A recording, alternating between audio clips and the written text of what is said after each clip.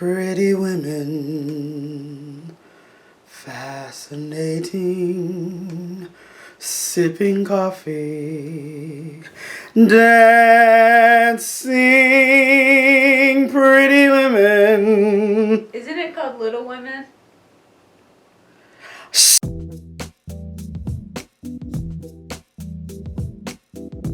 Hey everybody, welcome to another episode of Riakeem Reviews. It's been a minute since I've done this thing. It's been a while since I've made one of these, but we're back! And we are back with a movie called Little Women. The movie came out, this is a Christmas movie. I didn't know it was a Christmas movie. It's currently January 18th, and I saw this movie on Friday night with my wife. We went to the AMC. Little Women was directed by Greta Gerwig. You might know Greta Gerwig from doing a little movie called... God damn it. Lady Bird, thank you. Little Women was directed by Greta Gerwig. You might know Greta Gerwig from a little movie called Lady Bird, which was a fantastic movie. I believe came out in like 2017, 16, something like that. But it was one of my favorite movies of that year. I thought it was really good. Even though I don't tend to see movies of this nature, I tend to go see the Iron Mans and the Captain Americas and the Marvels and the horrors and all the junk movies.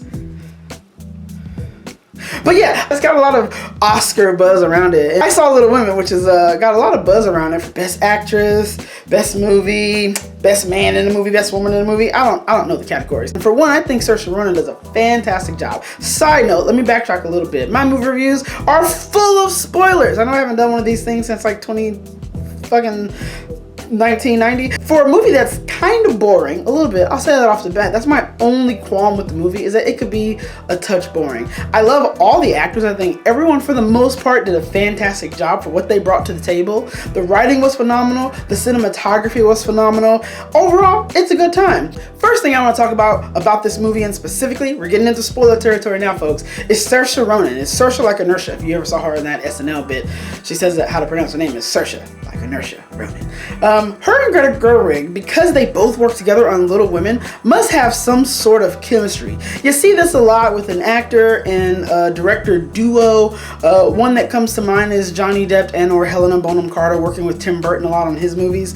You see these actor duos a lot in movies, and I think this one is it's a female one, which is pretty cool because you don't see those as well. I don't see this a lot because I don't really know a lot of movies that are female. You know, I gotta expand my horizon and stuff. But look, I'm reviewing Little Women. Get off my case about it. But they're shaping up to be this really powerhouse of an actor-director duo. It's almost like Saoirse Ronan just kind of knows how to, not Saoirse Ronan, it's almost like Greta Gerwig just kind of knows how to get Saoirse Ronan to deliver some of the most meaningful and heart-wrenching and powerful performances. Because I think out of all the actors in this movie, Saoirse Ronan does the absolute best job. I wouldn't necessarily say that she carries the movie by herself, because all the other cast, one such example, Emma Watson, they all do a decent job for what they have to do. Some even do a stellar job, and we're going to get into them.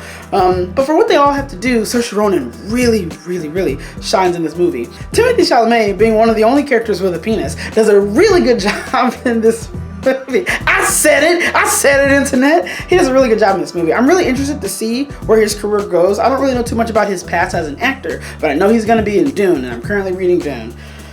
I don't know if he even looks like a Paul Atreides from what I'm looking at right now, but he's apparently hot stuff in the streets. People tend to like Timothée Chalamet. I really just know him by name only, and now I know him from this movie. I can't think of any other movie that he's been in. Oh shit! Timothée Chalamet was in Lady Bird. He must have been forgettable in Lady Bird, because I forgot that son of a bitch was in that movie. Oh damn! But he's good in this. He's so good in this. He plays this character that is this rich heir. You know, his granddaddy has all this money. I'm just gonna stop there. So, Little Women is a coming-of-age story starring four sisters, and the movie is filmed in such a way where you get these flashbacks interwoven with what's going on in the current time. Eliza Scanlon, Florence Pugh, Emma Watson, and Saoirse Ronan, nailed it, are the four sisters that star in this movie. And we see them go from naive kids to mature women who Even when they're young and when they're adult, women are referred to as little women by some of the other characters and about themselves. Like that's where the title comes from. It's about these ordinary lives of these 4 women during a time that takes place either sometime during or after the Civil War while their father is away. And they're raised by their single mother. They have, I believe it's her, it's their brother's it's their mother's, damn it. Characters played fireballs. It's their husband's sister, I believe, is their aunt, and that Eliza Scanlon, Florence Pugh, Emma Watson, and Saoirse Ronan. Nailed it. Play these 4 sisters that are coming of age in the story, Little Women. And the film is sort of shot, or it's cut in between what happens in the past and what happens in the future. The scenes kind of toggle between past scenes and future or present day scenes, and we see these 4 sisters come of age. Emma Watson stars as Meg March, the oldest sister. A lot of the controversy, or not necessarily controversy, but a lot of the tension from the plot comes from who these 4 sisters are going to marry. In society, and this is one of the arguments that the story is trying to make, is that women have a hard time being anything outside of relationships with men. So these 4 women are struggling in society to sort of find their place. They all have some sort of artisticness about them. So not only that, but their passions lead to humanities. And even as a guy, it's difficult to make it in the humanities, but all of their passions lead to humanities. So they have society telling them that the only way that they're gonna be anybody in this world is to marry a rich man and have a bunch of kids. And not really any of them really want to do it, but they are willing to do it at some points in their lives. All of them at one point really do consider marrying for money, but at the end of the day, all 4 of them do marry for love. Emma Watson is the oldest sister, and she's, I believe, the first one to marry for love. She marries James Norton's character, whose name escapes me. Doesn't really matter. He's like the smallest role in the movie. But we see her struggle in adult life. She's the only sister who ends up having kids by the end of the story. She has 2 kids, I believe. And I want to go back to something I said earlier about how all 4 of these sisters kind of are a representation of the different types of humanities, lovers, if you will. Emma Watson, I believe, is some sort of seamstress. She buys this fabric. I don't know if she's gonna make the dress herself, her character Meg. Saoirse Ronan's character is a writer, another humanities. The youngest sister, Beth March, who was the youngest sister, who's played by Emily Scanlon, I believe is her name. I said it already earlier, but I'm just trying to memorize it. She's the youngest sister, and her humanities comes in the form of music. She's really good at playing the piano. And then you have Florence Pugh, who is the artist of the 4. So you have art visually, music, clothing design and seamstring and wanting high fashion, and then you have the writing. So all sisters have humanities, and at the end of the day, they're just told that they have to marry for marriage, but they all want to live their lives. And the course of the story is a beautifully told story of their struggle to grow into these young, beautiful women, these little women, if you will. Meanwhile, all of the, maybe not all, but most of the figures who kind of raise them are women. They have their strong, the movie really, I mean, she's not single, but she pretty much is a single mother because it's during and post Civil War. So the husband's gone and a lot of the men from the town are gone. There's like this one rich kid, Laurie, who, that's the kid who's played by Timothée Chalamet. He lives, they're kind of shy, and then at first he doesn't really come around a whole lot because he's kind of shy. Rambling. Pause. It was a funny scene in the movie. They're not shy at all. They just kind of go over there and they introduce themselves. So one of the things that I liked about this movie so much is that it was a coming of age story. All of the characters really do grow and change with their passions and desires and kind of what they want to get. Well, maybe not all, but most of the characters grow and change. Most of the power characters, right? But the main characters, Saoirse Ronan's character grows and changes leaps and bounds with what she wants out of life and what she considers to be successful. Meryl Streep is also in this movie, and she pretty much steals all of the scenes that she's in. She didn't really need to be in this movie to boost, anybody's career, to boost her own career. But when she was in the movie, her scenes were perfect. They're humorous, they're funny, and she has this off-camera death that I actually felt something by the end of it. It was kind of sad, and her death meant something. Her character meant something to the overall story in terms of putting pressure on these young girls to be the types of young women that she thought that they should be in society. And she had no qualms voicing voicing her opinions about it, let me tell you. Very Mulan-esque, like, you know, women should be this, women should be that.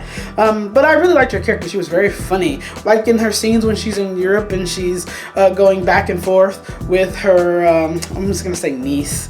Dang, what's the name of that character? I keep forgetting. Like when she's in Europe with her niece Amy and they run into Laurie's character, the scenes are really funny. When she's like kind of tutoring them, or they're reading to her. I don't understand what was going on there, but they were reading to her and you see her interact with a different sister here and there. I thought that Meryl Streep did a fantastic job in the movie. Some things in this movie were really emotionally painful to feel and to witness and to see. Some good, some bad. Take, for example, the rich benefactor who lived next door to them, kind of across the street. This was Laurie's grandfather. It's the reason why Laurie had all the money. He was going to inherit a lot from his grandfather. Chris Cooper plays the grandfather that is the benefactor that lives across the street. Very good actor. And he had so little to do in this movie, but had one of the most emotionally drenching scenes in this movie. Now, if you haven't read the book, if you haven't seen the 1994-5-3 movie, whatever, and you haven't seen this movie yet, this is a spoiler. And I really don't watch this unless you've seen the movie because it's such a sad moment in the movie. So he has his piano, and let me back up a little bit. He has a daughter that has passed away. And of course he lives across the street from these 4 daughters, or from these 4 girls. And he invites one of them to come over and play the piano because she's the musical one. She's going to be the one that would also later die. Spoiler alert, again, another one. And there's a scene where she goes over to his house and she plays the piano and he comes down and he sits on the stairs. Oh, it ripped me apart emotionally. So good. And we don't really know much about his character other than that he's lost his daughter. Very sad scene. Another scene that was so emotionally charged for me, as someone who wants to be a writer, who understands what it's like to create something and have such a passion for that thing that you create. Oh, there's a scene where Amy, so Saoirse Ronan and Emma Watson's character are going out to this ball of some sort. It's sort of planting the seeds that Emma Watson likes to party. And Saoirse Ronan is a rebel because they're going out with, the guys from there. They've already gone up with Laurie a few times, and Laurie's brother and Emma Watson's building her relationship with the brother whose name I keep forgetting. But they go out, and Amy really wants to go. Amy really wants to go, but they tell her no, right? They tell her no. So they go to this party without her, and Amy, she says, fuck this. And she takes Saoirse Ronan's novel that she had been working on, and she burns each page one by one like a goddamn psychopath. You hear me? You understand me? She's a goddamn psychopath. And I was mad at her for the entire rest of them. But she matures by the end of the movie, and her character is foiled by Laurie, who's also immature into adulthood, and we see her get mature to the point where she knows what she wants out of life as an adult woman. Fuck that, I don't care. I hate her so much. I hate her so much. She burned, if you saw the look in her eyes when she burned each page, just like an evil villain, I would have let her sink in the ice. In fact, I'm making this video before my Bad Boys video because I want her to sink in the ice. She was just a little girl. She was immature. I don't care. I'm so mad. But the movie has this way of really tugging at your emotional heartstrings. I say that when there wasn't those scenes like that, I did find myself again kind of bored watching the movie. It's kind of hard that I can be on both ends of the spectrum there. Laurie Dern plays the matron of the March family. She's a single mother, not really single because her husband is in the picture, he's just in the war. But she pretty much does a lot of the heavy lifting with raising these girls. She has a lot of strong moments. I did want more interactions between her and one-on-ones with her daughter, or just simple interactions with her and all 4 daughters together where I had some emotional beats there. Because a lot of times we don't get that. We get that with the sisters a lot, but we don't often get it with her and the daughters. One really great scene, which I'm really glad the movie did, is near the end of the movie when Saoirse Ronan is almost about to backslide into the character. She's kind of resisting the change that the hero tends to go through. She's already gone through her belly of the whale, and she just needs to get to that moment where she seizes the sword. If you consider Saoirse Ronan the hero, found a way to talk about heroes in a movie, Little Women. Gosh dang it. But if you consider that her like a pivotal change in her character moment, she almost falls back. She puts that letter in the tree for Laurie, not knowing that he's already married Meg or Amy, whatever the fuck the sister's name is. I think it's Amy. She kind of regresses in character a little bit, and it's like, oh, honey, no. And the situational irony is thick there, because we as an audience, we know that he's proposed to Amy, the sister, and that she's gonna say yes, and they get married, and so it's a whole deal there. So when she puts that letter in there, it's like, oh no. So Eliza Scanlon plays Beth March. Out of all of the sisters, she has so little to do for her character to have a lot of the emotional weight for some of the other characters. She's almost kind of used as a tool in the story. Now, I've never read the books, and I don't know if that's just this sister's lot in life, but out of all the sisters, the only thing I really know about this one is that she can play the piano really well. But a lot of her scenes pull emotion from the other characters. When she plays piano in the benefactor's house, or Laurie's grandfather's house, he has that painful scene. When she gets, what's it, like scarlet fever or cancer or some type of disease that she gets, I think it's scarlet fever. But I don't know, I think she beat scarlet fever. She got scarlet fever when she was a kid. And I don't know if that's the same thing that came back and inevitably is what killed her as an adult life, but most of what we know about her is that she made the other characters sad. So I thought the movie could have done a little bit more with that. Extremely filled with emotion.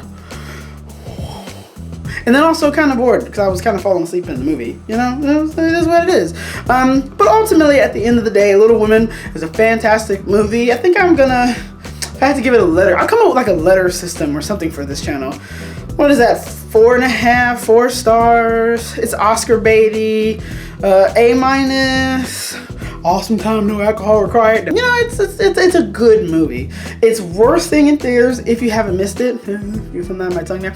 It's worth seeing in theaters if you haven't already missed it. But if it's already out on Blu-ray or something, check that shit out, man. It's a good movie. So yeah, there is a lot of things I could talk about in regards to this movie, Little Women. But I think I said all the things that I really wanted to say. Definitely go check this movie out. Thank you guys for watching. This has been Riakeem Reviews.